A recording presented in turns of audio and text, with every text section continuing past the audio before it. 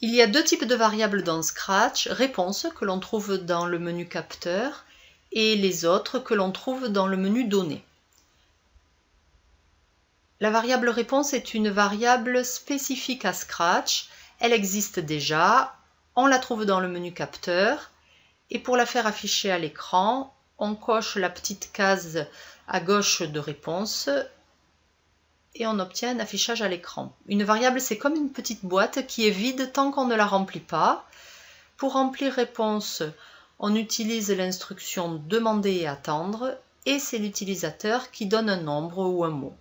Par exemple ici, si je saisis 5, réponse contient la valeur 5. On peut avoir besoin d'utiliser une autre variable. Cette autre variable n'existe pas au début d'un programme, il faut la créer. Pour créer une variable, on va dans le menu Données, on clique sur Créer une variable et on lui donne un nom. Par exemple, nombre. Nombre est comme une boîte, au début elle contient la valeur 0. Pour initialiser la variable, c'est-à-dire lui donner une première valeur, on utilise l'instruction mettre nombre à. Par exemple, si on utilise l'instruction mettre nombre à 2, la variable nombre contient la valeur 2.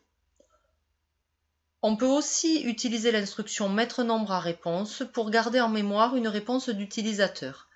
Si l'utilisateur choisit 3, alors nombre contient la valeur 3.